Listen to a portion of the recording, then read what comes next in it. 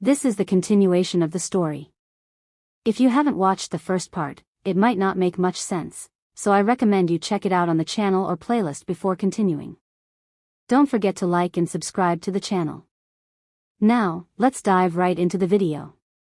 Chapter 5. The power building around Phoenix and Shadow reached a crescendo that made the cottage walls vibrate like a tuning fork. Maya could feel it pulling at the very fabric of reality, bending the world around her children's will in ways that defied comprehension. Outside, the supernatural beings who'd come to claim or destroy her sons were backing away in obvious alarm, all except the oldest ones, who stood their ground with the grim determination of creatures who'd witnessed the end of worlds before. "Boys," Maya said urgently, stepping toward her sons despite every instinct screaming at her to flee. "You need to stop. This much power will keep us safe," Shadow finished, his 6-month-old voice carrying undertones that made the windows crack. "No one will ever hurt us again, Mama. No one will ever make us run." Phoenix nodded in agreement, but Maya caught something in his expression, a flicker of uncertainty that suggested her gentler son wasn't entirely comfortable with what they were doing. "There are other ways to be safe," she said carefully, kneeling in front of them despite the energy crackling around their small forms. "Ways that don't require this much power." "Are there?" Shadow's eyes, now glowing with light that seemed to come from another dimension entirely, fixed on hers with disturbing intensity. "You've been running your whole life, Mama. First from the hunters, then from the pack politics, now from everyone who wants to use us or kill us. When does the running stop?" The question hit Maya like a physical blow, because he was right. Ever since learning about her supernatural heritage, her life had been one escape after another, one hiding place after another, one desperate flight from forces beyond her control. "Sometimes running is the smart choice," Kai said quietly, moving to stand beside Maya. "Sometimes discretion is the better part of valor." "And sometimes," Phoenix said, his voice carrying that same disturbing authority as his brother's, "running just makes you a target that's easier to hunt." Before anyone could respond, the sound of engines approaching from multiple directions cut through the tension.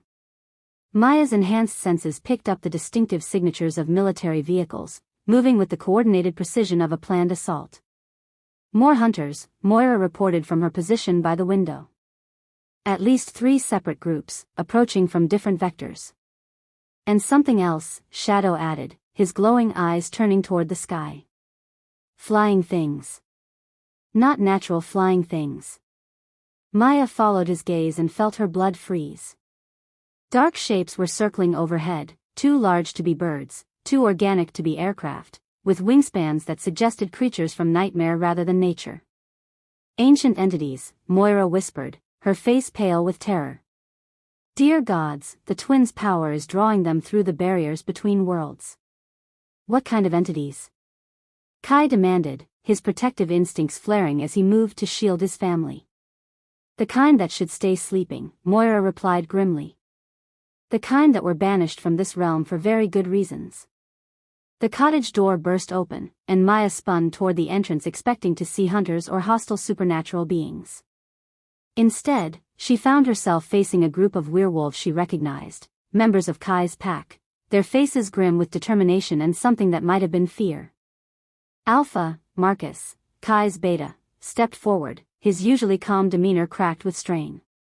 "We came as soon as we felt the power surge. The entire pack is mobilizing." "Thank God," Maya breathed, relief flooding through her. "How many?" 37 pack members, Marcus replied, but his expression remained troubled. "Alpha, there's something you need to know. The pack is divided on this situation." Kai's face darkened. "Divided how?" "About half believe the children are a blessing, the prophesied twins who will lead all supernatural beings to a golden age." Marcus glanced at Phoenix and Shadow, who were watching the conversation with unnerving intensity. "The other half believe they're an abomination that will destroy the world if allowed to live." "And which half do you represent?" Maya asked, though she dreaded the answer. "The half that believes our Alpha's children deserve protection, regardless of prophecy or politics," Marcus said firmly. "But Maya, the other faction is armed with silver weapons and has backup from 2 other packs." If we're going to defend this place, we need to be prepared for civil war. Through the window, Maya could see more werewolves emerging from the forest, dozens of them, their postures suggesting barely contained hostility toward each other as much as toward external threats. The sight of supernatural beings who should have been natural allies preparing to fight each other made her stomach clench with despair. This is exactly what the hunters wanted, she realized. Turn the supernatural community against itself, make us destroy each other while they watch from a safe distance. Smart tactics, a new voice said from the doorway, and Maya spun to see a figure that made her blood run cold. Dr. Sarah Chin stood in the entrance, but she wasn't alone. Behind her were a dozen people in tactical gear, their weapons trained not on Maya's family but on the hostile supernatural beings outside. You, Maya breathed, power flaring around her hands in automatic response to the woman who'd murdered her parents. Hello, niece, Dr. Chin said calmly. I think it's time we talked. Kai moved with inhuman speed, positioning himself between Dr. Chen and his family, his eyes already shifting toward Wolf Silver. You have exactly 10 seconds to explain why you're here before I tear your throat out. Because I'm here to help, Dr. Chen replied, apparently unconcerned by the death threat from an enraged alpha werewolf. And because the alternative is the complete destruction of both the human and supernatural worlds. You're lying, Maya said flatly. You run the organization that's been hunting us, that wants to enslave supernatural beings. I ran that organization, Dr. Chen corrected. Past tense. 3 months ago, I was relieved of command by people who thought my methods were too moderate. Her smile was bitter as winter frost. It seems that kidnapping and experimenting on supernatural beings wasn't extreme enough for the new leadership. They want extermination, complete and total genocide. Maya stared at her aunt, trying to process this revelation. What changed your mind? You did. What you accomplished at the Prometheus Institute, coordinating dozens of supernatural beings in a mass breakout, demonstrating that cooperation between species was possible, it made me reconsider everything I thought I knew about the relationship between humans and supernatural beings. And the people with you? Hunters who've come to the same conclusion I have. That the current path leads to mutual annihilation, and that there has to be a better way. Dr. Chen gestured to her armed companions. We're here to help defend your family against the extremists who want them dead. Before Maya could respond, the first wave of attacks began. The windows exploded inward in a shower of glass and silver as hunter sniper fire poured into the cottage. Maya threw herself over her sons, feeling Kai's larger body cover them all as chaos erupted around them. Supernatural beings outside roared challenges and battle cries as 3 different conflicts erupted simultaneously, hunters attacking everyone, werewolf packs fighting each other, and something far worse circling overhead. Basement. Moira shouted over the din of combat. The cottage has a reinforced safe room. Maya gathered her sons in her arms, surprised by how calm they seemed despite the violence erupting around them. Their eyes were still glowing, but the light had shifted from dangerous power gathering to something more focused, more controlled. It's okay, Mama, Phoenix said quietly, his small hand touching her cheek. We won't let anyone hurt you. Or Papa, Shadow added, his gaze moving to Kai with fierce protectiveness. Or Uncle Marcus, or Moira, or any of our friends. The way they said it, with such matter-of-fact certainty, sent chills down Maya's spine. But before she could question them further, Marcus appeared at their side. Alpha, we need to move. The cottage's defenses won't hold against this kind of coordinated assault. They fought their way to the basement through a war zone. Maya caught glimpses of the battle raging outside, werewolves in hybrid form clashing with hunters in tactical gear, while overhead the ancient entities circled like vultures waiting for carrion. Dr. Chen's people had formed a defensive perimeter around the cottage, their weapons trained outward, but they were vastly outnumbered. The basement safe room was carved directly from bedrock, warded with protective symbols that made Maya's supernatural senses tingle. Moira was already there, her hands weaving spells that strengthened the room's defenses. How long can this place hold? Kai demanded, blood streaming from a gash on his forehead where shrapnel had caught him. Against conventional weapons? Indefinitely. Against supernatural powers? Moira's expression was grim. That depends on what they throw at us. As if summoned by her words, the entire safe room shuddered as something massive impacted the cottage above them. Dust rained from the ceiling, and several of the protective symbols flickered ominously. The ancient entities, Moira explained. They're testing our defenses. What do they want? Maya asked, clutching her sons closer. The twins. The power they're radiating is like a beacon to creatures that feed on supernatural energy. Moira began weaving new protective spells, her movements sharp with desperation. Maya, I need you to understand, those things circling above us are older than human civilization. They've been trapped in other dimensions for millennia, and your children's power is the first thing strong enough to tear holes between worlds.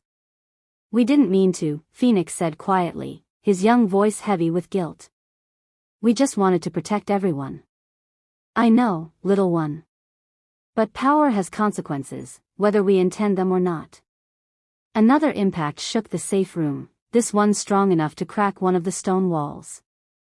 Through the crack, Maya could see something that made her mind rebel, a glimpse of elsewhere, of a dimension where the laws of physics operated according to different rules. The barriers are weakening, Moira said with barely controlled panic. If they break completely, what happens? Kai demanded. Those entities pour through into our world. And they won't just hunt the twins, they'll devour every supernatural being they can find, then move on to humans. Maya felt the weight of impossible choices crushing down on her. Stay and fight, risking the breakdown of reality itself? Flee and let innocent people die? Use her children's power to end the threat, knowing it might corrupt them further? There's another option, Shadow said quietly, and something in his tone made everyone in the room go still. What option? Maya asked, though part of her dreaded the answer. We could make all the bad people go away, Shadow explained with the matter-of-fact tone of a child discussing a simple solution to a complex problem. Not just send them home like we did with the hunters before. Make them disappear completely. Shadow, Maya said carefully, what exactly do you mean by disappear? Erase them, Phoenix answered for his brother, though his expression suggested he wasn't entirely comfortable with the suggestion.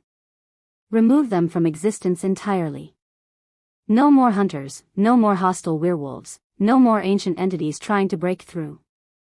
The casual way they discussed genocide made Maya's blood run cold.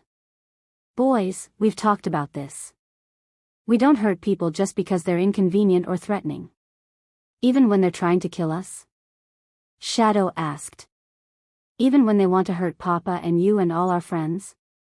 Even then. There are lines we don't cross, no matter what. Shadow exchanged one of his telepathic conversations with Phoenix, and Maya could see her sons reaching different conclusions. Phoenix nodded in acceptance of her moral boundaries, but Shadow's expression remained stubborn, determined. What if we could protect everyone without erasing anyone? Phoenix suggested. What if we could just change how they feel? Make the hunters remember that they love their families more than they hate supernatural beings. Make the hostile werewolves remember that pack bonds are stronger than fear. Make the ancient entities want to go back to their own dimension. That's still manipulation, Maya pointed out. Still overriding their free will. But it's kinder manipulation, Phoenix argued. No one dies, no one gets hurt. They just choose better. Before Maya could respond, the sound of footsteps on the basement stairs announced a new arrival. Marcus appeared, his clothes torn and bloody from the fighting above. Alpha, he said urgently, we have a problem. The hostile pack faction has allied with the hunters. They're coordinating attacks, using silver weapons to take down our defenders. How many casualties? Kai demanded. 7 wounded, 2 dead. Marcus's voice broke slightly. Alpha, they're not just trying to capture the children anymore. They're trying to kill them. Maya felt something cold and furious unfurl in her chest, a protectiveness so intense it bordered on violence. Around her, the air began to shimmer with power that had nothing to do with her children's abilities.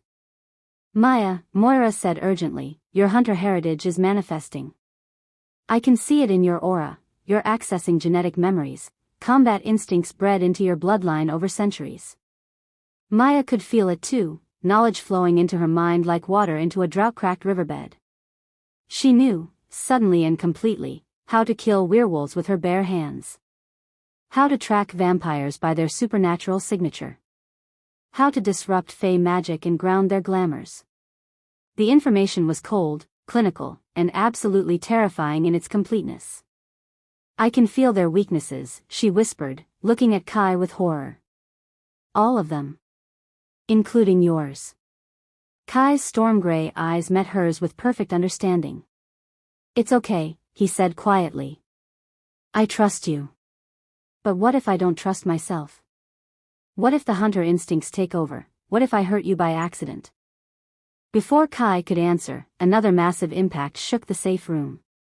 This time, the crack in the wall widened, and something began pushing through, a tentacle covered in scales that reflected light from impossible angles.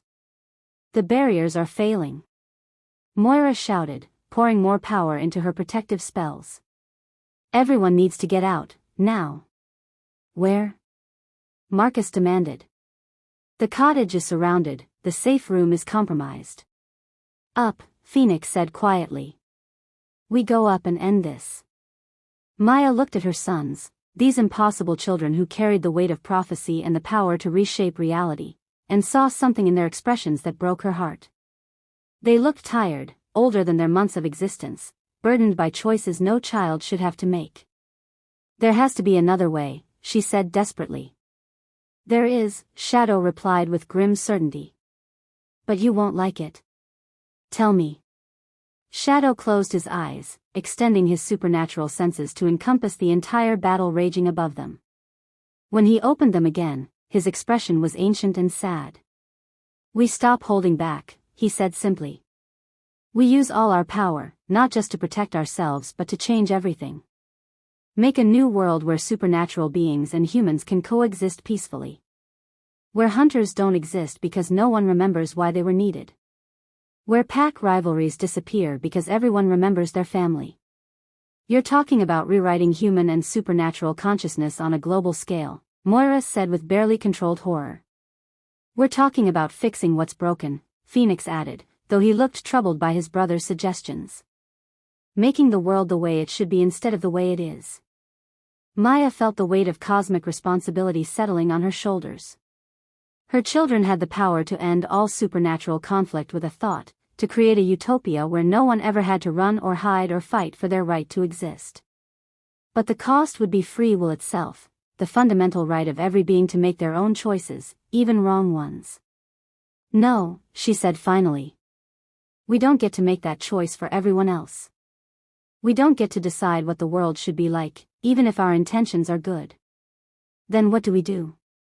Shadow asked, and for the first time since their power had manifested, he sounded like the child he actually was, scared, confused, looking to his parents for guidance.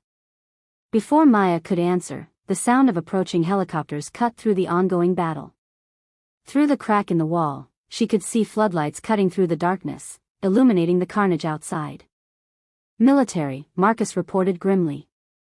Someone called in the government. Dr. Chen's former colleagues, Maya realized. They're not just content to let supernatural beings fight each other. They want to eliminate everyone. Mama, Phoenix said urgently, we need to decide now. The bad people are coming with bigger weapons, and the monsters from the other place are getting stronger. If we don't do something soon. Soon everyone dies, Shadow finished. Including the good people who are trying to protect us. Maya looked around the failing safe room, at Kai, wounded but determined to protect his family, at Marcus, loyal despite everything, at Moira, pouring her ancient power into shields that were cracking under supernatural assault, at Dr. Chen's people above, fighting alongside werewolves they'd once hunted. And she made a choice that would haunt her for the rest of her life. Do it, she whispered. But only the immediate threats. Only the people actively trying to kill us right now. And only what's necessary to stop them. The twins nodded in perfect synchronization, then closed their eyes and reached out with their combined power. Maya felt it washing over the battlefield above, not the overwhelming force she'd feared, but something more subtle, more surgical. The ancient entities suddenly stopped their assault, their alien minds touched by something that reminded them of the peace they'd known in their own dimension. One by one, they withdrew through the rifts they'd created, returning to the spaces between worlds where they belonged. The hostile werewolves stumbled in mid-attack, their minds suddenly flooded with memories of pack bonds, of family loyalty, of the children and mates waiting for them to come home safely. Weapons dropped from nerveless fingers as they remembered why they'd become werewolves in the first place: to protect, not destroy. The government helicopters circled once, their crews experiencing a sudden, overwhelming desire to be anywhere but here. One by one, they peeled away, their pilots reporting equipment malfunctions and recommending immediate return to base. The hunter extremists found themselves thinking of their own families, their own children, and questioning whether killing supernatural beings was really worth missing another bedtime story, another family dinner, another moment of peace at home. Within minutes, the battle was over. Not through violence or destruction, but through the simple power of helping people remember what actually mattered to them. "Is it done?" Maya asked, her voice barely a whisper. "It's done," Phoenix confirmed, swaying with exhaustion. "Everyone remembers now.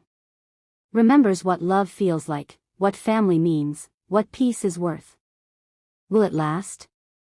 "As long as they want it to," Shadow replied, though he looked troubled. "We didn't force anything permanent, Mama. We just reminded them of choices they'd forgotten they had." Maya gathered her sons into her arms, feeling the weight of what they'd just accomplished settling into her bones. They'd ended a supernatural war without firing a shot, saved countless lives without taking any, and demonstrated the kind of power that could reshape the world. But as she held her children close, Maya couldn't shake the feeling that this was only the beginning. The twins had shown what they were capable of, and the supernatural world would never be the same. Above them, she could hear voices, survivors emerging from hiding, former enemies working together to tend the wounded and assess the damage. It was exactly what she'd hoped for, the kind of cooperation and understanding that might actually lead to lasting peace. So why did she feel like they'd just opened a door that could never be closed again? "Maya," Moira said quietly, her voice heavy with an exhaustion that went beyond the physical. "There's something else you need to know.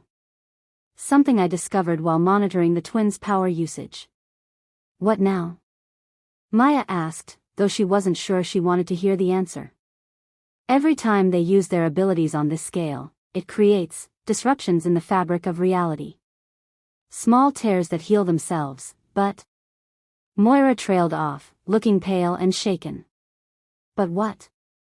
"But the tears are getting bigger each time. And they're not healing as quickly as they should." Moira met Maya's eyes with an expression of deep concern.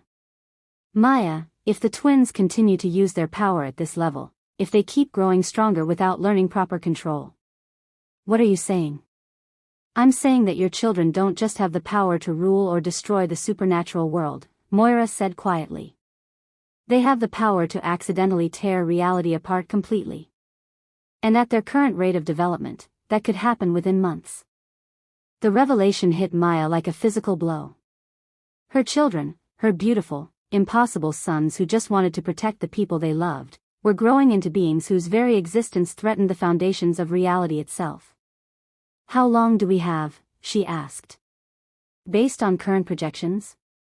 6 months, maybe less, before their power reaches a level that could cause irreversible damage to the dimensional barriers. Maya looked down at Phoenix and Shadow, both of them sleeping peacefully in her arms, looking like perfectly normal babies despite everything they'd just accomplished. 6 months to teach them control. 6 months to find a way to limit their power before it destroyed everything they were trying to protect. 6 months to save the world from her own children. As if sensing her thoughts, Shadow stirred in his sleep, and for just a moment his eyes opened, not the innocent gaze of an infant, but something far older and infinitely more dangerous. "Don't worry, Mama," he whispered. "We'll figure it out. We always do." But as he drifted back to sleep, Maya caught something in his expression that chilled her to the bone. Her son wasn't just confident they'd find a solution. He was confident he already knew what that solution would be. And Maya had the terrible suspicion that when the time came, she wouldn't like it at all. If you're enjoying this channel, don't forget to like the video, drop a comment to share your thoughts, and hit the subscribe button. Also, turn on the notification bell so you'll be updated whenever more stories like this drop. Chapter 6. 2 weeks later. The screaming started at dawn. Maya bolted upright in bed, her enhanced senses immediately identifying the source, Phoenix, locked in the grip of another nightmare that was bleeding into reality. Through their cottage's reinforced walls, she could hear windows shattering throughout the sanctuary as her son's unconscious power lashed out at whatever horrors were playing behind his closed eyes. Beside her, Kai was already moving, his werewolf reflexes taking him from deep sleep to full alertness in seconds. "Third time this week," he muttered, pulling on clothes with practiced efficiency. "Fourth," Maya corrected, racing down the hallway toward the twins' room. "You missed Tuesday's episode while you were out with the patrol." They found Phoenix thrashing in his bed, his small face contorted with anguish as power rippled around him in visible waves. Shadow sat on the edge of his own bed, perfectly calm, watching his brother's distress with an expression that was becoming disturbingly familiar, cold calculation mixed with barely contained fury. "Phoenix," Maya said gently, approaching the bed with careful movements. "Sweetheart, wake up. You're safe. You're home." But Phoenix remained trapped in whatever vision was tormenting him, and his power continued to surge outward in increasingly dangerous pulses. Maya could feel it pressing against her mind, trying to drag her into the nightmare with him, images of burning cities, of supernatural beings turned against each other, of reality itself cracking like an eggshell. "Move," Shadow said quietly, and there was something in his 9-month-old voice that made both parents step back instinctively.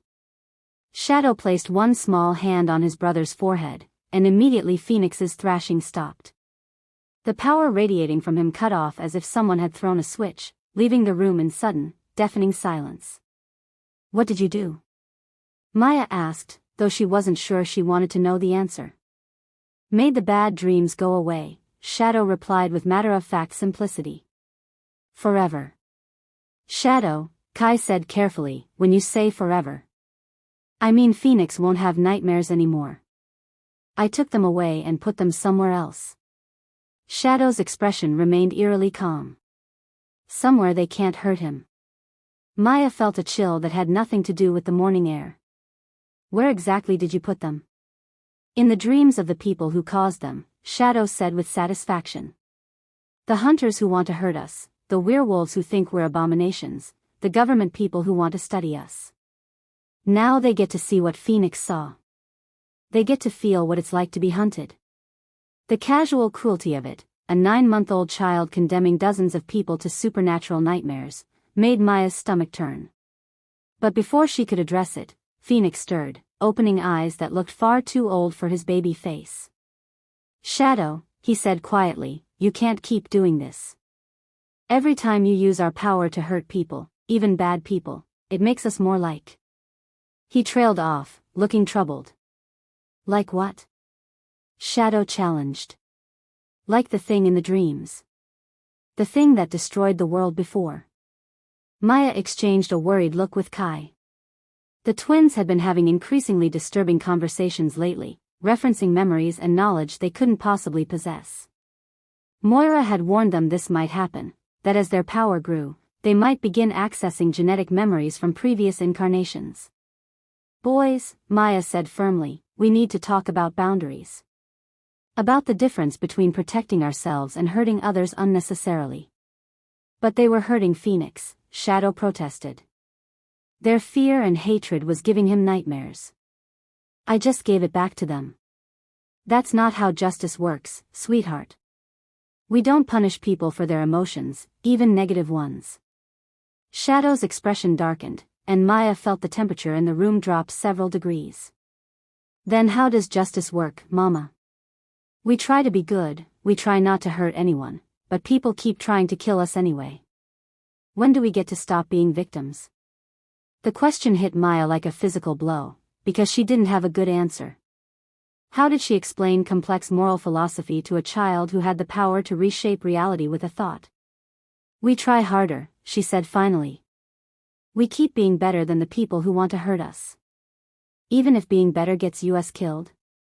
Even then. Shadow studied her face for a long moment, then nodded slowly. But Maya caught something in his expression that worried her, not agreement, but the look of someone who decided his parents were naive and needed protection from their own principles. A soft knock at the door interrupted the tense moment. Moira entered, her ancient face lined with exhaustion and something that might have been fear. Maya, Kai, she said urgently, we have visitors. Important ones. The kind that don't usually travel to sanctuaries like ours. Who? Kai demanded. The Council of Ancients. What's left of it, anyway? Moira's expression was grim. They've come to evaluate the twins. Maya felt her blood go cold. The Council of Ancients was more legend than reality, supposedly the oldest supernatural beings in existence, creatures so ancient they remembered the first days when magic walked openly in the world. If they were here, it meant the situation had escalated beyond anything she'd imagined. How many? Kai asked, already shifting into alpha mode. 3. All that remain of the original 13. Moira paused, looking directly at the twins. Boys, these beings are older than human civilization. They were here when the first werewolves were created, when the first hunters learned to track supernatural beings, when the barriers between worlds were first established. You must show them respect. Phoenix nodded solemnly, but Shadow's expression remained defiant. Why should we respect people just because they're old? Being old doesn't make you right about everything. Because, young one, a new voice said from the doorway, being old means we've seen what happens when power is used without wisdom. Maya spun toward the entrance and felt her breath catch. The being standing there appeared to be a woman in her 40s, with silver hair and eyes that held depths like looking into eternity itself. But there was something about her presence that made Maya's supernatural senses scream warnings. This was not human, not werewolf, not any supernatural species she could identify. I am Sereneth, the being continued, stepping into the room with movements that seemed to bend space around her. Speaker for what remains of the council. We have come because your children's power has reached a level that threatens the fundamental structure of reality. 2 more figures followed her, a man who seemed to be made of living shadow and another whose form shifted constantly between human and something far more primal. All 3 radiated power that made the air itself feel heavy. Phoenix and Shadow, Sereneth said gently, focusing on the twins with something that might have been kindness. Do you know what you are? We're our parents' children, Phoenix said carefully. We're the twins from the prophecy, Shadow added with more confidence. The ones who are supposed to fix everything. You are much more than that, Sereneth replied. You are the reincarnation of the moon goddess's own children, beings of such power that their conflict nearly destroyed this world once before. Maya felt the bottom drop out of her stomach. Reincarnation? The souls currently inhabiting your son's bodies once belonged to Luminos and Umbral, the twin children of the moon goddess herself. Sereneth's expression was infinitely sad. 15,000 years ago, they faced the same choice your children face now: use their power to bring order to a chaotic world, or allow that world to destroy itself through endless conflict. What did they choose? Kai asked, though his voice suggested he dreaded the answer. They couldn't agree. Luminos wanted to guide the world gently, to teach rather than rule. Umbral believed that only absolute control could prevent suffering. Sereneth gestured to the shadow being beside her. Their conflict tore holes in reality itself. Entire civilizations were lost in the dimensional storms that followed. How did it end? Maya whispered. Their mother was forced to destroy them both to save what remained of the world, Sereneth said quietly. But souls of that power don't simply cease to exist. They return, again and again, until they learn the lessons they failed to learn before. Maya looked at her sons, seeing them with new eyes. Phoenix, Luminos, the Lightbringer who wanted to heal and protect. Shadow, Umbral, the darkness who believed strength was the only path to safety. The same souls, the same conflict, playing out in her children. There's more, the shifting being said, speaking for the first time. The curse that binds all werewolves to shortened lifespans, that limits their power and makes them vulnerable to silver, it was created as a safeguard against exactly this situation. What do you mean? Kai demanded. Your people were designed to be guardians, Kai Blackwood. Protectors whose purpose was to contain supernatural children of immense power, to provide them with pack bonds strong enough to anchor them to mortality. Serenetha's eyes were infinitely ancient and sad. But the curse also ensures that without the twins' power to balance it, all werewolves will eventually die out entirely. Maya felt the weight of cosmic responsibility crushing down on her. So we have to choose between saving the werewolves and risking our children's corruption. Not quite. There is a third option, but... Sereneth hesitated, looking at something only she could see. The price may be higher than any parent should be asked to pay. Tell us, Maya said. Your hunter bloodline carries more than just the ability to track and kill supernatural beings. It carries the power to bind them, to limit their abilities when they become too dangerous. Serenetha's gaze moved to an ornate chest that appeared in the corner of the room as if it had always been there. Your family has guarded weapons specifically designed to contain beings of cosmic power. But using them requires a sacrifice that few could make. Maya approached the chest with trembling hands. Inside, she found artifacts that seemed to pulse with their own internal light, a silver dagger that hummed with contained energy, bracelets that looked like they were forged from crystallized moonlight, and a collar that made her soul recoil just looking at it. These would limit their power, she asked. Completely. The bearers would retain their intelligence, their personalities, their capacity for love and growth. But their supernatural abilities would be sealed away until they reached emotional maturity, true maturity, not just physical development. And the sacrifice? The bindings can only be activated by someone who shares their blood. Someone who loves them unconditionally. And once activated, Serenetha's voice was heavy with sorrow. The person who triggers them dies. Their life force becomes part of the binding, ensuring it can never be broken or corrupted. Maya stared at the artifacts, understanding flowing through her like ice water. She could save her children from their own power, could give them a chance to grow up normally and learn to make better choices. But it would cost her life. There has to be another way, Kai said desperately. Perhaps. But time is running short. The shadow being gestured toward the window, where Maya could see new tears in reality flickering like heat mirages. Every day, their power grows stronger. Every time they use it, more rifts appear. We estimate you have perhaps a month before the damage becomes irreversible. And if we do nothing? Then history repeats itself. The twins will eventually face a crisis that forces them to choose between absolute control and allowing chaos to reign. And this time, there may not be a moon goddess powerful enough to stop them if they choose wrongly. Before Maya could respond, commotion erupted outside, shouting voices, the sound of conflict beginning. Through the window, she could see werewolves gathering in the sanctuary's main courtyard, their postures suggesting barely contained hostility. What now? Kai muttered, moving to the window. Demon Voss, Moira said grimly, joining him at the glass. He's finally worked up the courage to make his formal challenge. Maya's blood chilled. Demon Voss was the alpha of the Silver Fang pack, a traditionalist who'd been vocal in his belief that the twins were an abomination that should be destroyed. If he was here making a formal challenge. He's challenging your right to lead, she said to Kai. And if he wins? Pack law demands the twins be executed as threats to supernatural stability, Kai finished, his voice flat with barely controlled rage. You have to fight him, Maya realized. It's the only way to protect them.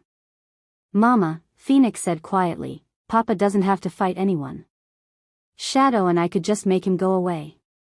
Like we made the others go away, Shadow added, his young voice carrying undertones that made the council members exchange worried glances. No, Maya said firmly. We've talked about this. We don't use power to solve every problem. Even when the problem is trying to kill us? Shadow's eyes were beginning to glow with that familiar dangerous light. Even when Papa might die fighting someone who wants to murder his children?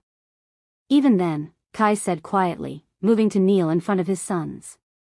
Boys, sometimes doing the right thing means taking risks. Sometimes it means fighting fair even when the other person doesn't. That's stupid, Shadow said flatly.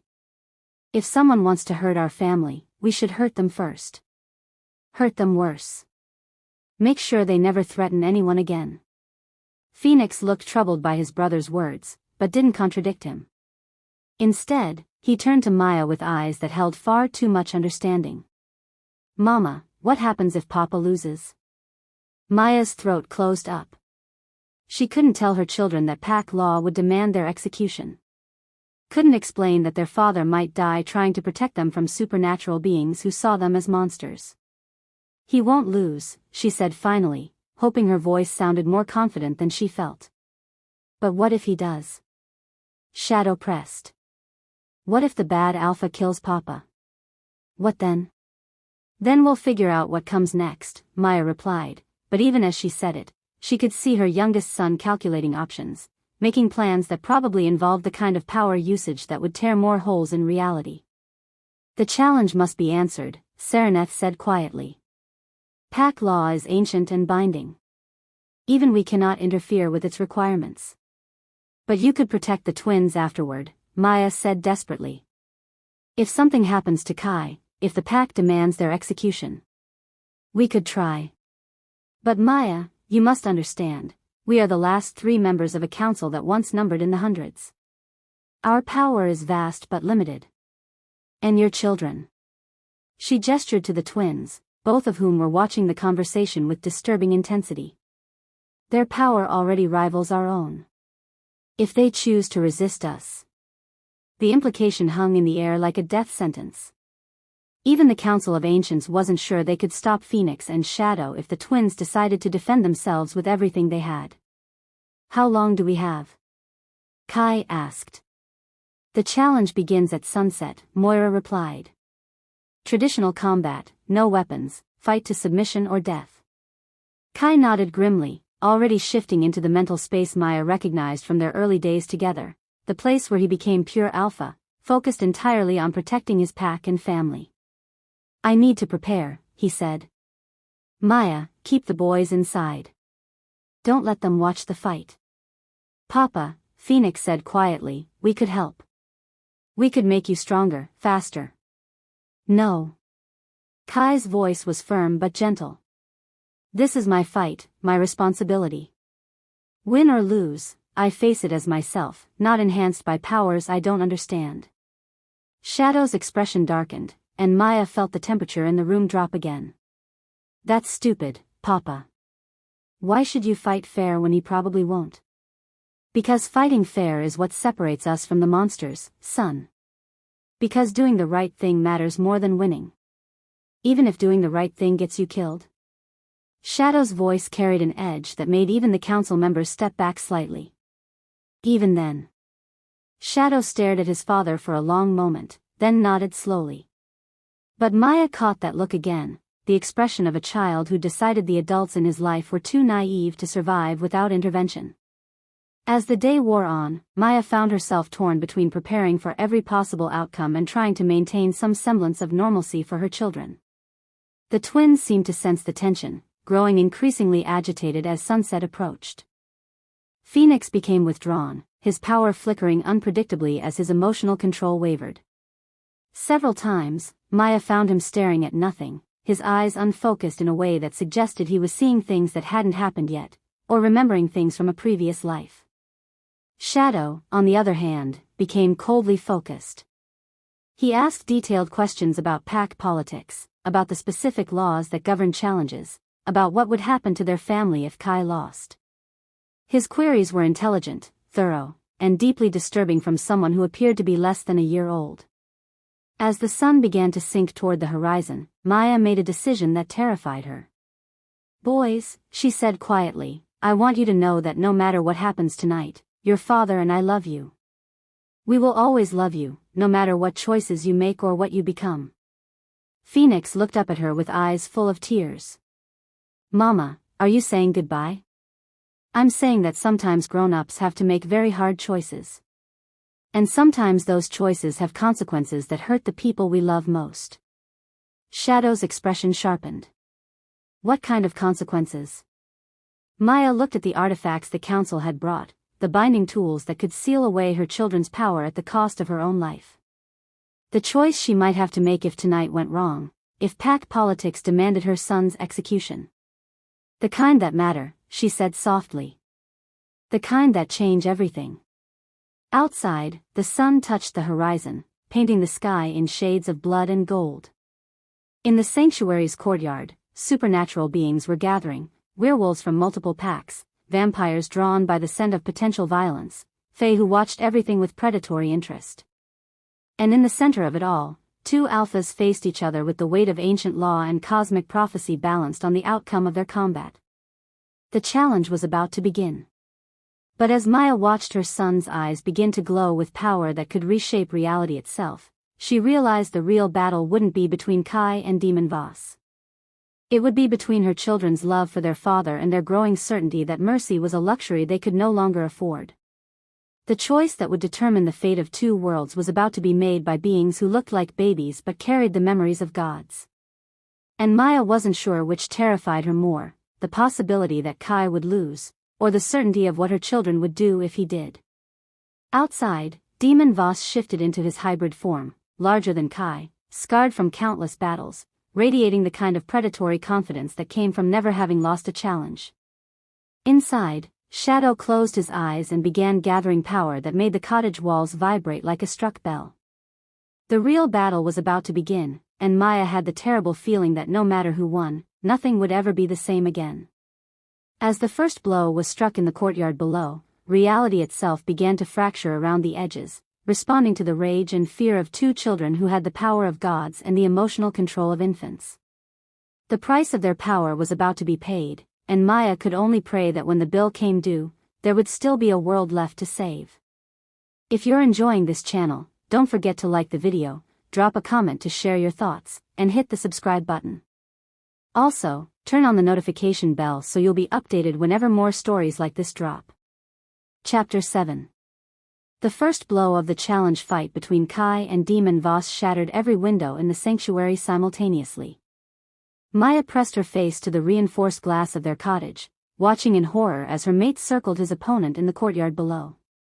Even from this distance, she could see that Kai was outmatched. Demon was larger, more experienced, and fighting with the desperate fury of someone who believed he was saving the world by killing her children. Beside her, Shadow stood perfectly still, his 9-month-old body radiating power that made the air itself shimmer. His eyes had gone completely silver, and when he spoke, his voice carried harmonics that seemed to come from somewhere far older than his infant form. "Papa's losing," he said with clinical detachment. "He's not losing," Maya insisted, though her heart was hammering with fear as she watched Kai stumble under a vicious swipe from Demon's claws. "He's just getting started." "No, Mama. He's losing. And when he loses, the bad alpha will try to kill us." Shadow turned to look at her, and Maya gasped at what she saw in his eyes, not the gaze of a child, but something ancient and terrible and utterly without mercy. "But I won't let that happen." Before Maya could respond, Phoenix let out a cry of anguish that had nothing to do with the fight outside. He was curled in the corner, his small hands pressed to his temples, tears streaming down his face. "Phoenix." Maya moved toward him, but stopped when she felt the wave of emotions radiating from her elder son, not his own feelings, but everyone else's. Every person watching the fight, every supernatural being in the sanctuary, every living creature for miles around. "It hurts," Phoenix whispered. "Everyone's fear, everyone's anger, everyone's pain. I can feel it all, Mama. I can feel what they're thinking, what they're remembering, what they're afraid will happen." Maya realized with growing horror that Phoenix was experiencing the emotional state of hundreds of beings simultaneously, the terror of the sanctuary's residents, the bloodlust of the watching werewolves, the cold calculation of the vampires who saw this as an opportunity to eliminate threats. "Make it stop," she begged, but Phoenix shook his head. "I can't. Every time Shadow uses his power, every time he changes someone's mind or makes them disappear, the balance shifts. Someone has to absorb all the negative energy he creates." Phoenix looked up at her with eyes that held infinite suffering. "Someone has to feel what the people he hurts should be feeling." A roar of pain from outside drew Maya's attention back to the fight. Kai was down, blood streaming from deep gashes across his chest, while Demon stood over him with the satisfied expression of a predator who'd cornered his prey. "Yield," Demon commanded, his voice carrying to every corner of the courtyard. "Acknowledge that you are unfit to lead, that your abomination children are a threat to all supernatural beings, and I will make their deaths quick." Maya felt something cold and terrible unfurl in her chest, not just fear, but rage so pure it made her vision go white around the edges. Her hunter heritage, dormant for so long, suddenly blazed to life with intensity that made her gasp. But it was Shadow's reaction that truly terrified her. The temperature in the cottage dropped 30 degrees in an instant. Every piece of glass in the room, windows, mirrors, even the water glasses on the table, exploded into dust so fine it hung in the air like silver smoke. And through that smoke, Maya watched her youngest son begin to change. Not physically, not yet, but something fundamental was shifting in his nature. The humanity in his eyes was burning away, replaced by something that viewed mortal concerns with the detached interest of a scientist studying insects. "No one threatens my family," Shadow said quietly, and his voice carried power that made the cottage's stone walls crack. "No one." Outside, Demon raised his clawed hand for the killing blow, but the strike never fell. Instead, the massive werewolf froze mid-motion, his face contorting with sudden, overwhelming terror. "Shadow, stop," Maya said desperately. "Don't." "I'm not hurting him, Mama," Shadow replied with disturbing calm. "I'm just showing him the truth. Showing him what will happen to everyone he loves if Papa dies." Demon began to scream, not the roar of a werewolf in pain, but the shriek of someone experiencing horrors beyond human comprehension. Around the courtyard, other werewolves backed away in alarm as their would-be alpha collapsed to his knees, clawing at his own eyes as if trying to tear out visions only he could see. "What are you showing him?" Maya whispered. "The future where Papa dies and I decide to stop being nice," Shadow said matter-of-factly. "Where I make everyone who ever threatened our family experience every moment of fear and pain they ever caused others. Where I turn their own loved ones against them and make them watch while."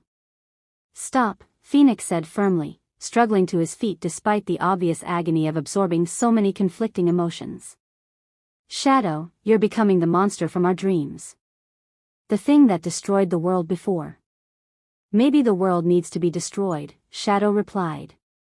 "Maybe it's better to rule over ashes than to keep running from people who want to kill us." As the twins faced each other across the cottage's main room, Maya felt reality itself begin to strain. The argument wasn't just between her children, it was between cosmic forces that had been at war since the beginning of time. Then the rift appeared. It started as a hairline crack in the air above the courtyard, barely visible except for the way light bent strangely around it. But as Shadow's power continued to build, as his rage at the threat to his father intensified, the crack began to widen. "Oh no," Moira breathed from the doorway.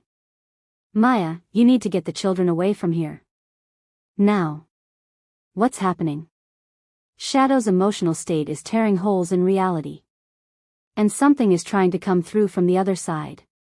The crack widened further, and through it Maya could see another place, a realm of silver light and impossible geometry where beings of pure energy moved with alien purpose. But there was something else, something vast and ancient and utterly furious at its long imprisonment. "My children," a voice said from everywhere and nowhere, speaking in tones that bypassed the ears entirely and resonated in the bones. "My beautiful, terrible children. You have grown so strong." The moon goddess stepped through the rift between worlds, and Maya understood immediately why the werewolf legends had gotten her so wrong. She was beautiful in the way that natural disasters were beautiful, magnificent and terrible and utterly beyond human comprehension.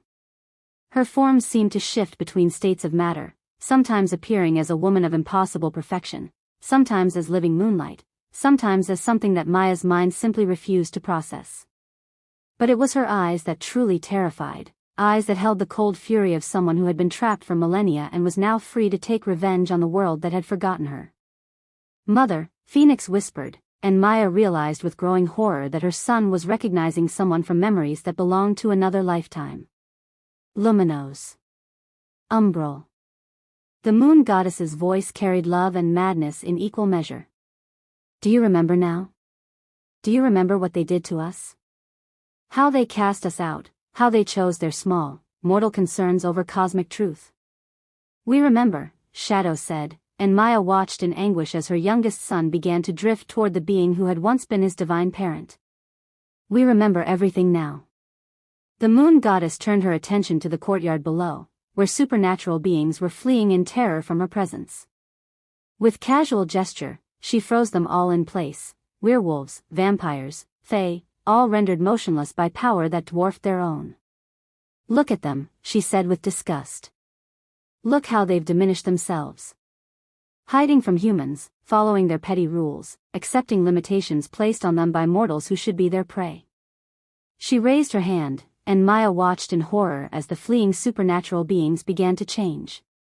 Werewolves who had been in human form were forced into their wolf shapes permanently.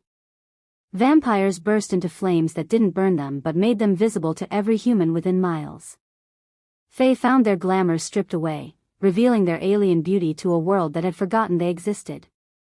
This is how it should be, the moon goddess continued. Supernatural beings in their true forms, no longer hiding, no longer ashamed of what they are. And the humans?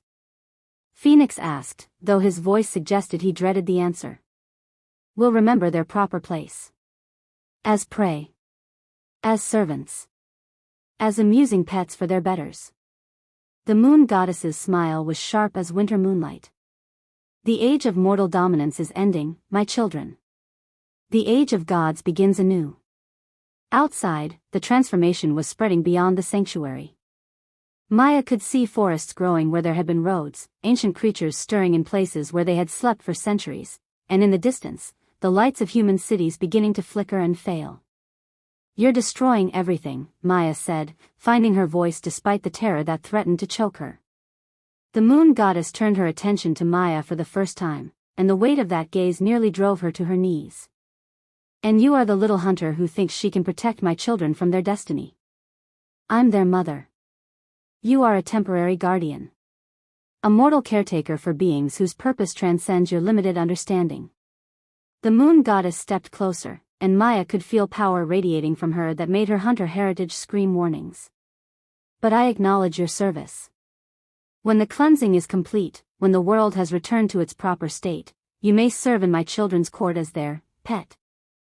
The casual dismissal of her humanity, of her role as a mother, of everything she was and had ever been, ignited something in Maya that burned brighter than fear. Her hunter bloodline didn't just awaken, it erupted, flooding her with genetic memories spanning thousands of years. She saw the truth the moon goddess had twisted, that hunters hadn't been created to destroy supernatural beings, but to maintain balance. To serve as partners and guardians, to ensure that power was used wisely rather than selfishly. Her family's artifacts, the ones Sereneth had shown her, began to resonate with her awakened heritage. The silver dagger at her side grew warm, the binding bracelets pulsed with contained light, and for the first time, Maya understood what they truly were. Not weapons of destruction, but tools of healing. Not instruments of death, but mechanisms for saving beings who had lost their way. Maya, Kai's voice came from the courtyard below. He had struggled to his feet, his defeat in the challenge fight leaving him stripped of his alpha power but not his determination. Whatever you're thinking of doing, don't. There has to be another way. But Maya could see the truth in his eyes, he knew there was no other way.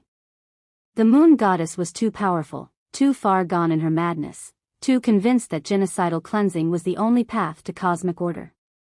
There is another way, Phoenix said quietly, and Maya turned to see her elder son standing with tears streaming down his face. But it requires someone to take all the darkness, all the pain, all the consequences of what we've done. You want to sacrifice yourself, Shadow said, understanding immediately.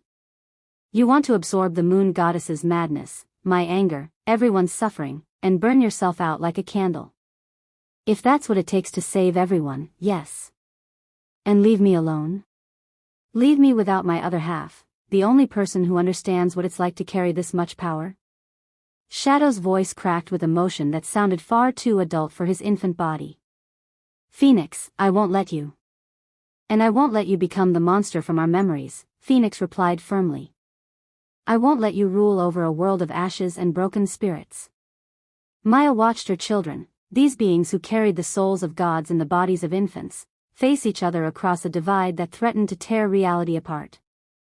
She could feel the tension building between them, could sense the cosmic forces aligning for a conflict that would make their previous incarnations' war look like a minor disagreement.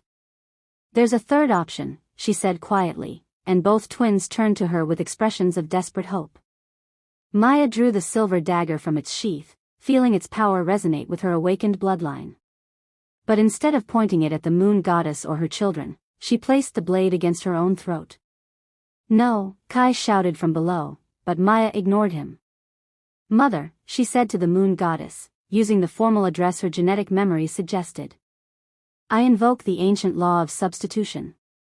As the twins' blood guardian, I claim the right to bear their burden. The moon goddess's expression shifted from amusement to something that might have been respect. You understand the price? I understand that some prices are worth paying. Maya could feel the binding artifacts responding to her intent, could sense the ancient magic building around her. If she triggered the spell, she could absorb the cosmic power from both twins, could take their divine nature into herself and burn it away with her mortal soul. It would kill her, but it would save them. Save them from the madness of absolute power, save them from the conflict that had destroyed the world before, save them from becoming the monsters their previous incarnations had become. Maya, no, Phoenix said desperately. There has to be another way. We can figure this out, we can. Some problems don't have perfect solutions, Maya replied gently. Some choices require someone to pay a price that seems too high. But you're my children, and protecting you is worth any cost. She began to activate the binding spell, feeling the artifacts responding to her will, beginning to draw the cosmic power from her sons into herself. The sensation was agony, like swallowing lightning, like trying to contain the heart of a star within mortal flesh. But before the process could complete, something unexpected happened. Stop, a new voice said, and Maya turned to see Kai standing in the cottage doorway. Except he wasn't quite the same Kai who had lost the challenge fight, there was something different about him, something that spoke of power reclaimed and purpose renewed. Kai? Maya gasped, pausing in the binding ritual. I figured it out, he said quietly, his storm-gray eyes fixed on hers with perfect clarity. The real reason werewolves exist, the real purpose we were meant to serve. He moved toward the twins, and Maya was amazed to see both children, even Shadow in his current state of near-divine power, step back respectfully.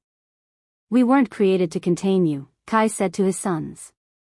We were created to anchor you. To give you something worth staying human for. Before anyone could react, Kai placed one hand on each twin's forehead. The effect was immediate and profound. Both children's divine power began to stabilize, no longer fluctuating wildly but settling into patterns that their mortal forms could contain. The pack bond, Maya realized. You're using the pack bond to ground them.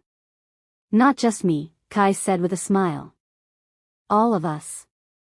Every werewolf who chooses to accept them as pack, every supernatural being who sees them as family rather than threats, every human who looks at them and sees children instead of monsters. Around the sanctuary, Maya could feel the shift beginning. The werewolves who had fled in terror were returning, drawn by their alpha's call but also by something deeper, the recognition that the twins needed them, needed the stability and love that only a true pack could provide. Even some of the humans were responding, their dormant supernatural heritage awakening not as weapons or tools, but as bridges between worlds.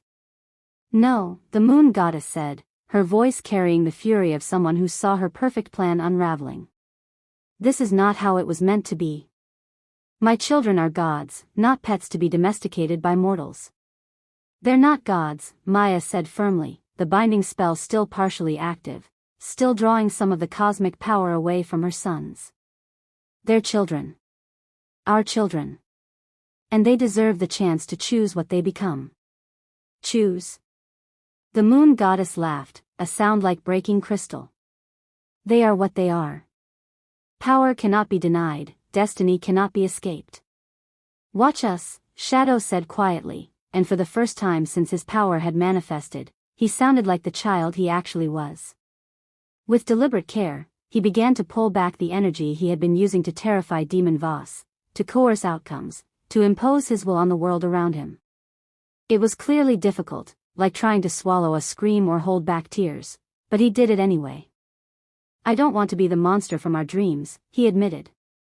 "I don't want to rule over ashes. I want to have a family and a pack and people who love me for who I am, not what I can do to them." Phoenix smiled through his tears of pain from absorbing the negative emotions around him, but also pain from watching his brother struggle against the corruption that came with absolute power. "We can do this," Phoenix said with quiet certainty. "We can be different this time. We can choose love instead of control, family instead of dominion." The moon goddess stared at her former children with something that might have been heartbreak. "You reject godhood for this? For fleeting mortal attachments? For the approval of beings who will die before you fully mature?" "Yes," both twins said simultaneously. "Because being gods didn't make us happy before," Phoenix added. "And being monsters made everyone else miserable," Shadow continued. "But being children," they said together, "being part of a family, belonging somewhere, that makes us feel like we're enough just as we are." Maya felt tears streaming down her face as she watched her sons make the choice that their previous incarnations had failed to make, the choice to accept limitations, to embrace mortality, to value connection over power. The moon goddess stood silent for a long moment, her cosmic rage warring with something that might have been maternal love. Finally, she nodded slowly. "Very well," she said, her voice heavy with loss. "If this is truly your choice, if you willingly accept the constraints of mortal existence, then I will not stand in your way." She raised her hand, and Maya felt the rifts in reality beginning to close. The ancient creatures she had awakened returned to their slumber, the forced transformations she had imposed on supernatural beings reversed, and the primordial forests she had grown over human cities faded back into the modern world. "But understand," the moon goddess continued, "this choice cannot be unmade. Once you fully embrace mortal limitations, you cannot reclaim godhood if you change your minds." "We understand," Phoenix said. "We choose this," Shadow added. The moon goddess nodded once more, then began to fade as the rift she had emerged from sealed itself. "Be happy," she said, and for the first time, her voice carried more love than madness. "Be the children I never let you be before." As the cosmic presence of the moon goddess faded from reality, Maya completed the partial binding spell she had begun. Not to steal her children's power entirely, but to limit it to levels they could learn to control as they grew. To give them time to develop wisdom alongside strength, compassion alongside ability. The process still hurt, still required her to burn away years of her own life to fuel the magic, but it didn't kill her. Instead, it left her changed, marked by her sacrifice but alive to guide her children through whatever came next. "Mama?" Phoenix said softly, and Maya was amazed to hear how much younger he sounded now that the weight of cosmic power had been lifted from his shoulders. "Are we still special?" Shadow asked, and there was uncertainty in his voice that was perfectly, beautifully normal for a child his age. "You're still special," Maya assured them, gathering both boys into her arms. "But now you're the kind of special that gets to grow up, make mistakes, learn from them, and figure out who you want to be one day at a time." As the family embraced in the aftermath of cosmic crisis, Maya realized that they had accomplished something unprecedented in supernatural history. They had faced the choice between power and love, between control and freedom, between godhood and humanity. And for the first time in 15,000 years, they had chosen correctly. The world was safe, her children were safe, and the future, for all its uncertainties, belonged to them to shape as they grew into the people they chose to become. It was, Maya thought, the best possible outcome from an impossible situation. Outside, dawn was breaking over a world that had been forever changed by the choices made in a single night. But for the first time in months, Maya felt hope instead of fear when she looked toward that uncertain future. They were going to be all right. All of them. Together. If you're enjoying this channel, don't forget to like the video, drop a comment to share your thoughts, and hit the subscribe button.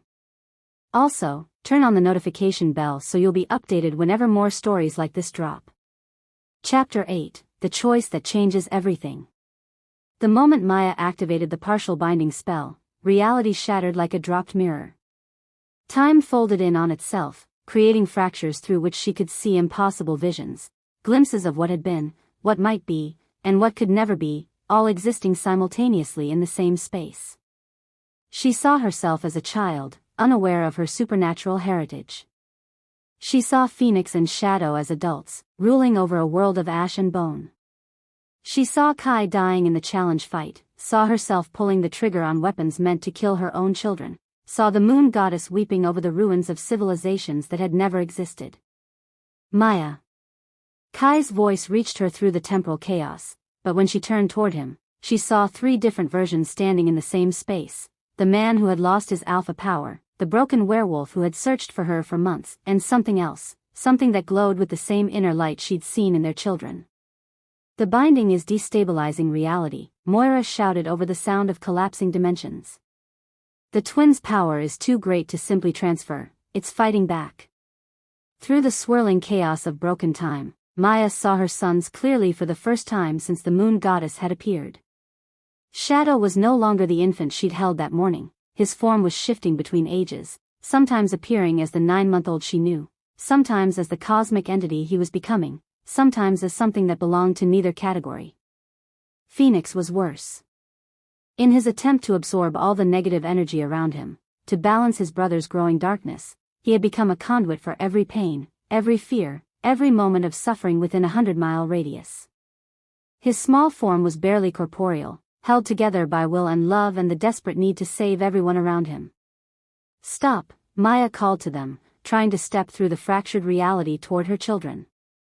Both of you, just stop. We can figure this out together. There's nothing to figure out, Shadow replied, his voice echoing from multiple timelines simultaneously. Either I become what the moon goddess wants, a cosmic guardian with unlimited power, or Phoenix burns himself out trying to contain the chaos our existence creates.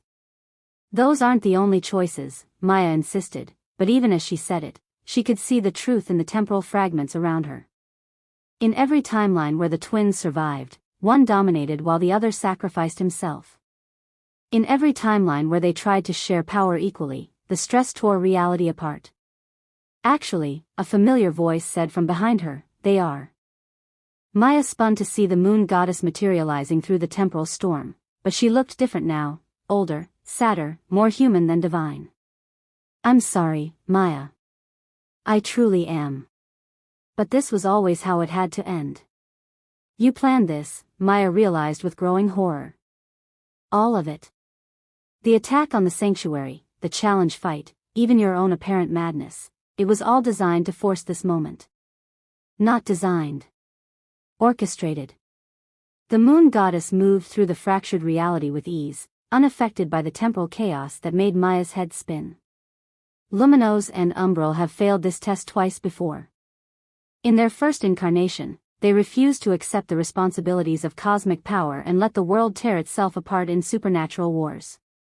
In their second, they tried to rule jointly and created the conflicts that nearly destroyed reality itself. So you decided to force them to choose? I decided to give them one final chance to get it right. The moon goddess gestured to the twins, who were watching their conversation with expressions far too old for their apparent age. The cosmic guardianship requires a perfect balance, light and darkness, order and chaos, creation and destruction. But that balance can only be achieved through sacrifice. Maya looked at her sons, these impossible children who carried the weight of cosmic responsibility in forms that should have been playing with toys and learning to walk. There has to be another way. There is, Phoenix said quietly, his voice barely audible over the storm of collapsing time. But Mama, you're not going to like it. Before Maya could ask what he meant, Kai appeared at her side, not the broken version she'd seen moments before, but something new.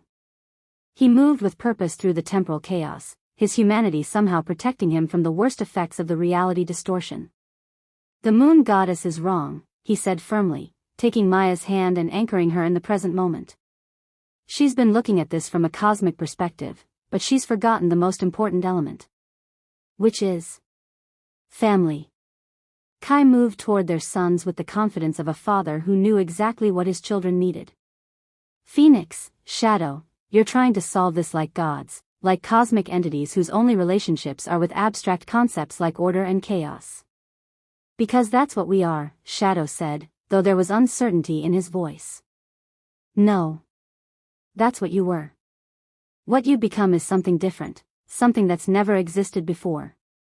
Kai knelt in front of his children, somehow managing to look both twins in the eyes despite the way their forms kept shifting through different ages and states of being. You're gods who chose to be human children. And human children don't face impossible choices alone. Maya felt understanding dawn like sunrise after the longest night. The pack bond.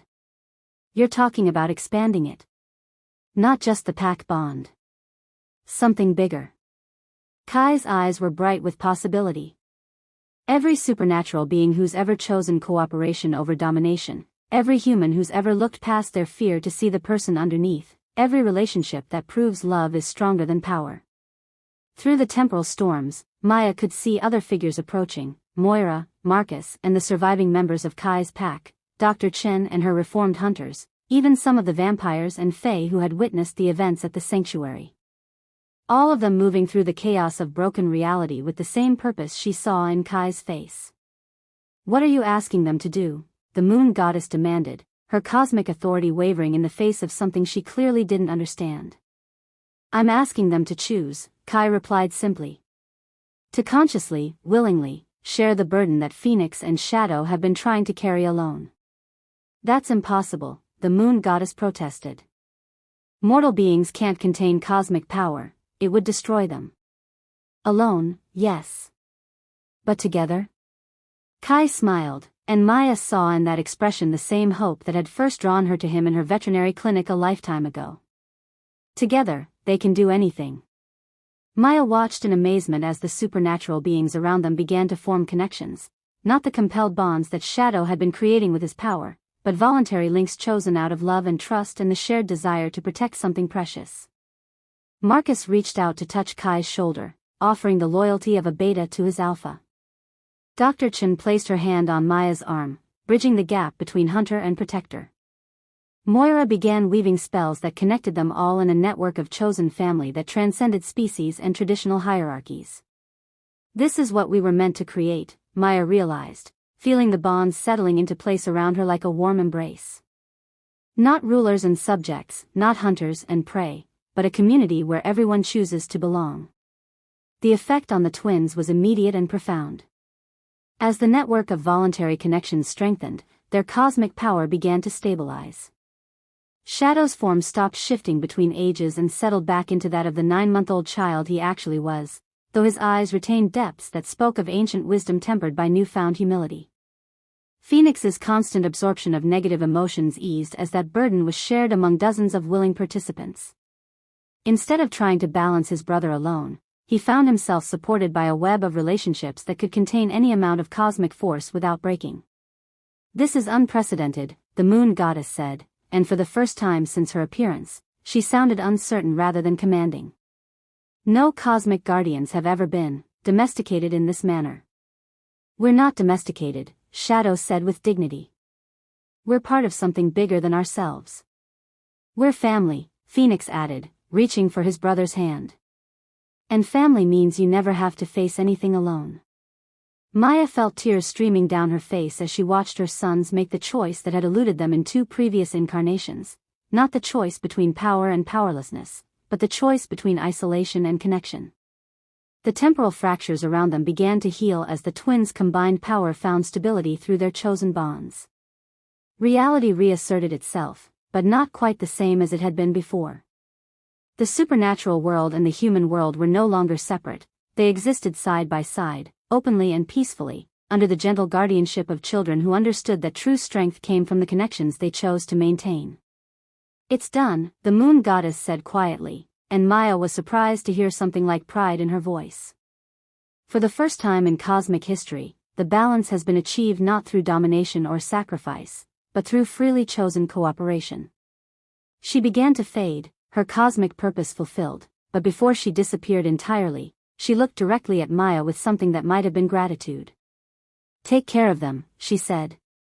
"They found something I never could, a way to be powerful without being alone." As the moon goddess vanished into whatever realm housed retired cosmic entities, Maya gathered her sons into her arms and marveled at how normal they felt. Still her children, still the babies she'd given birth to less than a year ago, but now grounded in a network of love that would support them as they grew into whatever they were meant to become. "Are we still special?" Shadow asked, echoing the question he'd posed the night before. "You're still special," Maya assured him. "But now you're the kind of special that gets to have friends and family and people who love you for who you are, not what you can do." "And we still get to protect people?" Phoenix added hopefully. "You get to protect people by being part of a community that protects each other," Kai said, joining the family embrace. "No more carrying the world's weight alone." Around them, the sanctuary was rebuilding itself, not through supernatural power, but through the combined efforts of every being who'd chosen to be part of their extended family. Werewolves worked alongside reformed hunters to repair damaged buildings. Vampires and fae shared their knowledge with humans who were just discovering their own supernatural heritage. Even the most unlikely alliances were forming, based not on political necessity but on genuine affection and mutual respect. It was, Maya realized, exactly the kind of world she dreamed of but never dared hope for. 5 years later.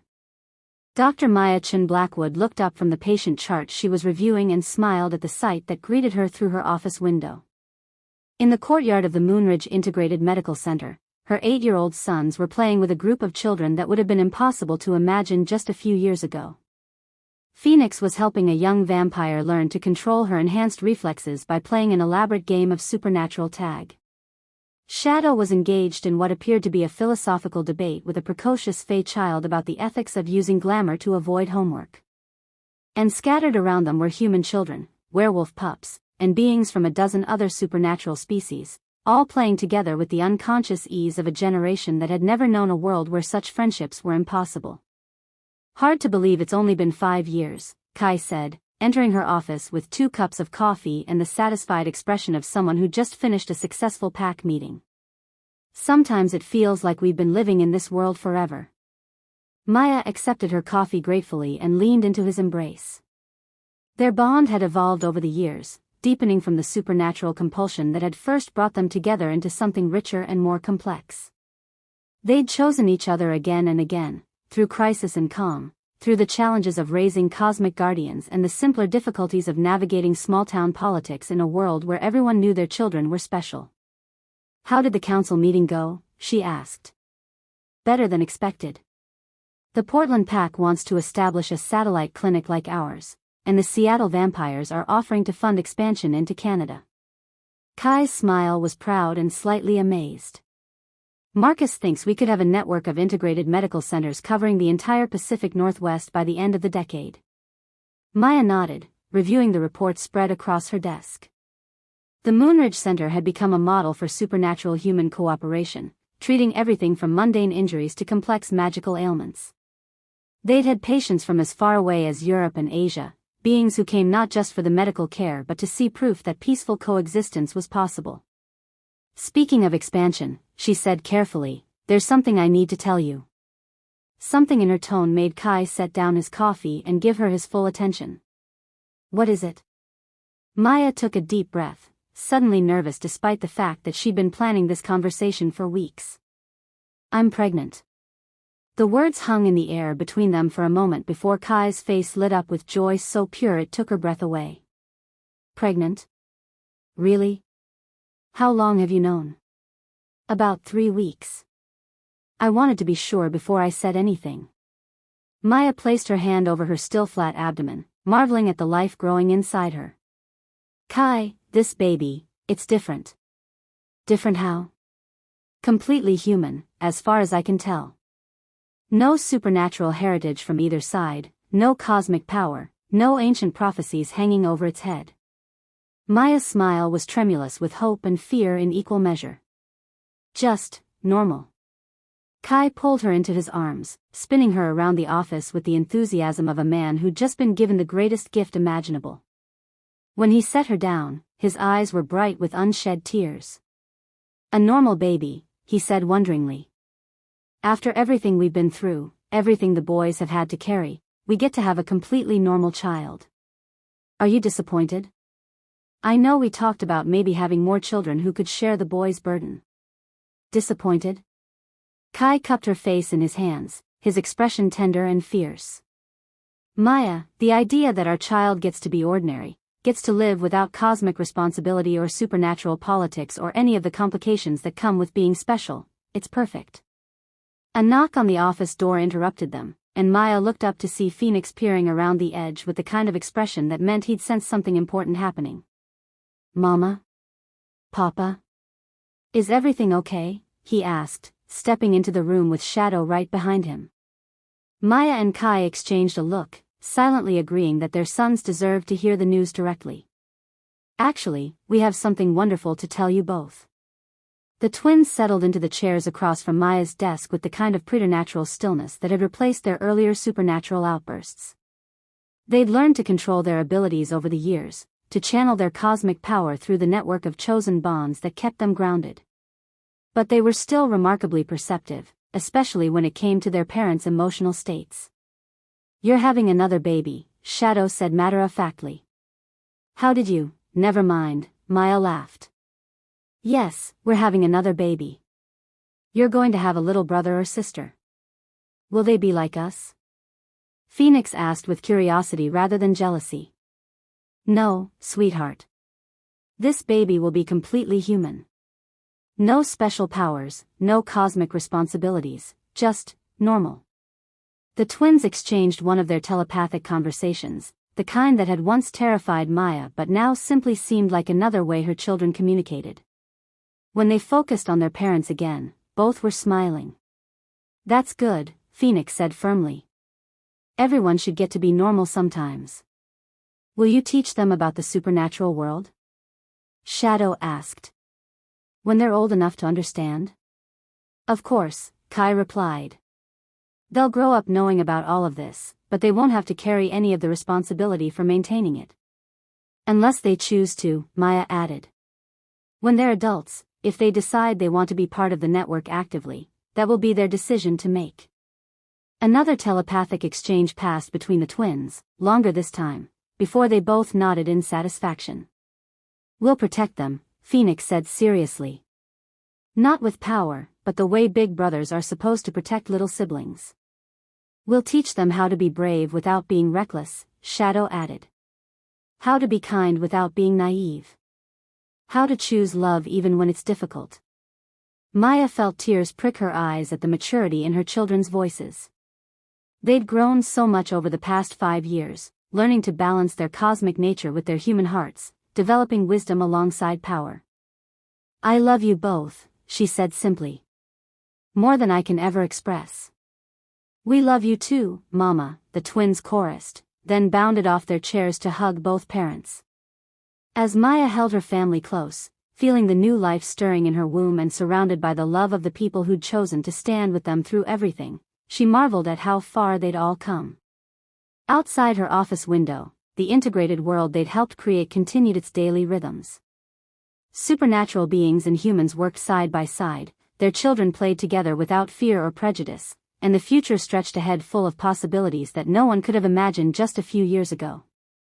It wasn't perfect, there were still challenges, still moments of conflict and misunderstanding. But it was good. It was hopeful. And it was built on the foundation of choices made freely, bonds formed willingly, and love shared without reservation. There's one more thing, Maya said as the family embrace began to loosen. The baby. I can feel it responding to supernatural energy. Not with power of its own, but with awareness. Like it already knows it's going to be born into a world full of magic. The twins went very still, their enhanced senses focusing on their mother's abdomen with the kind of attention they usually reserved for cosmic disturbances. Oh, Phoenix breathed, his eyes going wide with wonder. Oh, Mama, this baby isn't just normal.